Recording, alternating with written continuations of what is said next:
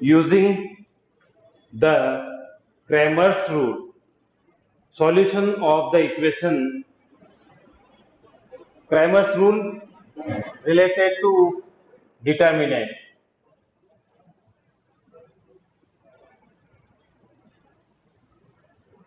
ठीक है, determinant method, कोई सी भी इक्वेशन 1, 2 और 3 मैंने ले ली, कोई सी भी इक्वेशन हो सकती है, एक्स, वाई और जेड 3 आर्बिट्री कांस्टेंट लिंक, जिसकी टर्म में इक्वेशन निकालनी है, एक्स वाई जेड की वैल्यू कैलकुलेट करनी है, ए बी सी हो सकता है तो ए बी सी की वैल्यू, इस तरीके के क्वेश्चन कहीं पे भी बहुत सारे मिल सकते हैं, लीनियर पार्ट में आ सकते हैं, कहीं पे भी आप इसका यूज ले सकते हैं, कर सकते हैं। क्या है क्रेमर रूल और इसको कैसे यूज में लेना है, ठीक है, ध्यान से समझना है। सबसे पहले इस इक्वेशन को अगर अपन बात करते हैं कि डेल्टा, सबसे पहले डेल्टा क्या होगा ये आप लोगों को समझना है। Delta means determinant value, determinant value calculate करना आप लोगों को आता है, ठीक है। डेल्टा 1, डेल्टा 2 एंड डेल्टा 3, ध्यान से समझना, बहुत ही इंपॉर्टेंट है और बहुत ही इजी है। ये चार डिटर्मिनेंट वैल्यू आपको कैलकुलेट करनी पड़ेगी। ये चारों किस तरीके से होंगी ये भी अपन समझ सकते हैं। और डेल्टा, सबसे पहले ये 3 इक्वेशन है, यहां पर कोई भी 2 इक्वेशन भी हो सकती है तो 2 इंटू 2 का बन जाएगा। डेल्टा के अंदर फर्स्ट रो क्या होगी, 3 माइनस 2 3, समझ में आ रहा है, 3 minus 2 minus plus 3, coefficient of x y z 2 1 minus 1 2 1 minus 1 4 minus 3 and 2, okay, बन गया डिटर्मिनेंट। आप जानते हो इसकी वैल्यू कैसे निकाली जाती है, इसको कैसे सोल्व करते हैं ये हम अच्छी तरह से जानते हैं। 1 मिनट के टाइम में अपन इसको कैलकुलेट कर सकते हैं। अब बात करते हैं कि इसके अंदर डेल्टा 1, डेल्टा 2 और डेल्टा 3 क्या होगा। डेल्टा तो डायरेक्ट निकल गया, इसमें ये तीनों आ गए, लेकिन इसका यूज अभी तक नहीं हुआ है, ठीक है। तो डेल्टा 1 में क्या होगा कि फर्स्ट कॉलम आपको ये लिखना होगा 8 1 एंड 4, क्या लिखना पड़ेगा, 8 1 4 को इसको फर्स्ट रो फर्स्ट कॉलम में लिखना है और सेकंड और थर्ड एज इट इज लेना है, ठीक है। ये मार्क कर रहा हूं, -2 3 1 -1 -3 2, ओके। इसको आपको कैसे सोल्व करना है ये हम अच्छी तरह से जानते हैं। डेल्टा 2 में यही वैल्यू आपको लिखनी है, 8 1 4 मार्क कर रहा हूं। बाकी की दोनों वैल्यू डेल्टा में से ही लेंगे, 3 2 4 3 -1 2, ओके, आगे बात समझ में। अब इसके लास्ट डेल्टा 3 क्या होगा, 8 1 4, बाकी की दोनों इसको मार्क कर रहा हूं, बाकी की दोनों वैल्यू आपको लेनी है, 3 -2 2 1 4 -3,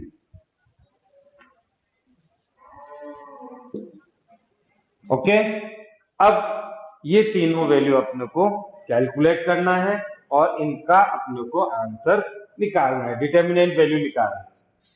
डिटर्मिनेंट वैल्यू को भी अपन कैलकुलेट कर लेते हैं, आगे बढ़ते हैं। इसको ये यहां पर आ गया 3 यहां पर रखा तो कितना आ गया, 2 माइनस माइनस प्लस और -3 -2, ये आ गया, इसके अंदर ये गया और ये गया 4 + 4 4 + 4, इसके बाद आ गया प्लस का 3, इसके अंदर इसको सोल्व किया, 3 -2 -6 -4, फर्स्ट वाले की वैल्यू आ जाएगी आपके पास ये हो गया -1 -3, ये हो गया 8 -16, ये हो गया -10 हो गया ना, तो ये हो गया -30।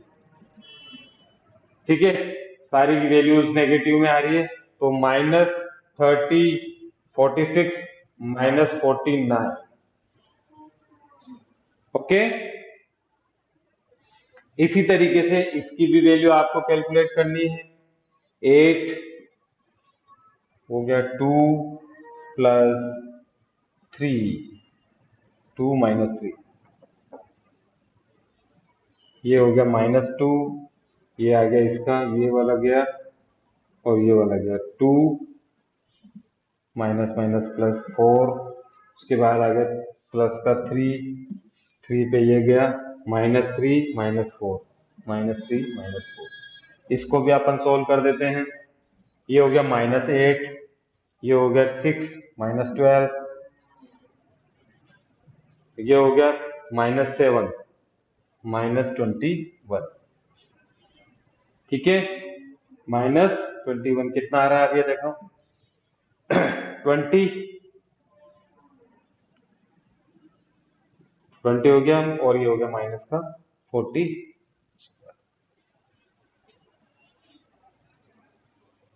ठीक है,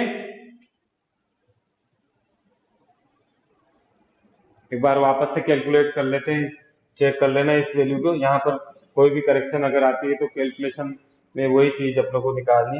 एक बार वापस चेक कर लो, इसके अंदर 8 और ये 3 2 जा 6, 6 2 जा 12, -7 -21। एक बार वापस से चेक कर लेते हैं। 8, ये हो गया 2 और ये हो गया +3 -3, फिर उसके बाद माइनस माइनस प्लस हो जाएगा, यहाँ पर माइनस माइनस प्लस होगा, और फिर उसके बाद ये वाला गया और ये वाला गया, तो इसके अंदर हो जाएगा 2 -4 + 4, यानी कि ये हो गया प्लस का 12। अब इसके बाद इधर चलते हैं, 3 पे 3 रखा तो ये गया -3 और -4 -7, तो ये हो गया अपने पास -21। ये यहाँ पर भी माइनस माइनस प्लस होगा, ये भी प्लस होगा। एक बार इसको वेरीफाई कर लेते हैं। ठीक है, तो ये हो गया 33 में से 16 अपने को माइनस करना है ना। 30, ये हो जाएगा 4, 14, 17। ठीक है, और ये हो गया 4, ये भी आ जाएगा -17। ठीक है, अब करेक्ट है।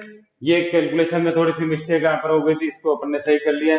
इसी तरीके से इन सभी वैल्यूज को अपने को कैलकुलेट करना है। अब बात करते हैं कि इसमें एक्स वाई जेड की वैल्यू कैसे निकलेगी। अब यहाँ पर नोट कर लेना इंपॉर्टेंट,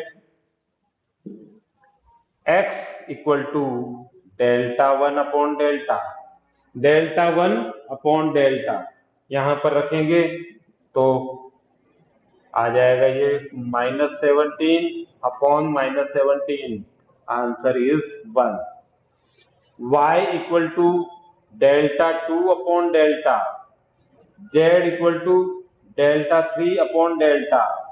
ठीक है, डेल्टा की value delta not equal to 0 होना चाहिए, तभी ये वैल्यूज अपने पास निकलेगी। आ रही बात समझ में? तो Δ1 जिस तरीके से मैंने निकाला है, सेम उसी तरीके से आपको Δ2 और Δ3 कैलकुलेट करना है और यहाँ पर इस फॉर्मूले में रखना है। सपोज करो यहाँ पर इसकी वैल्यू को मैं कैलकुलेट करते हुए दिख रहा हूँ, ये सपोज इसको सोल्व करने के बाद आपके पास आ जाता है -34। ठीक है, या इसको सोल्व करने के बाद आपके पास आ जाता है -51। फॉर एग्जाम्पल ले रहा हूँ, ये दोनों वैल्यू आपको सोल्व करके देखनी है। तो यहाँ पर अपन रख देंगे इसके अंदर -34/-17, ये कट जाएगा और आ जाएगा आंसर 2। इसमें -51/-17 अगर रख देते हैं तो ये भी कैंसिल हो जाएगा और आंसर आ जाएगा 3। तो आपके पास x = 1, y = 2 and z = 3 answer आएगा। ओके, अब इस पूरे प्रोसेस के अंदर कैलकुलेट करने के बाद और इसके बाद आपकी शॉर्ट ट्रिक क्या है ये भी आपको समझ लेना है।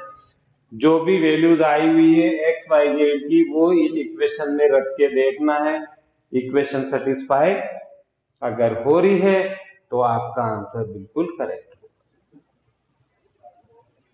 तो यहीं से शॉर्टकट बनता है।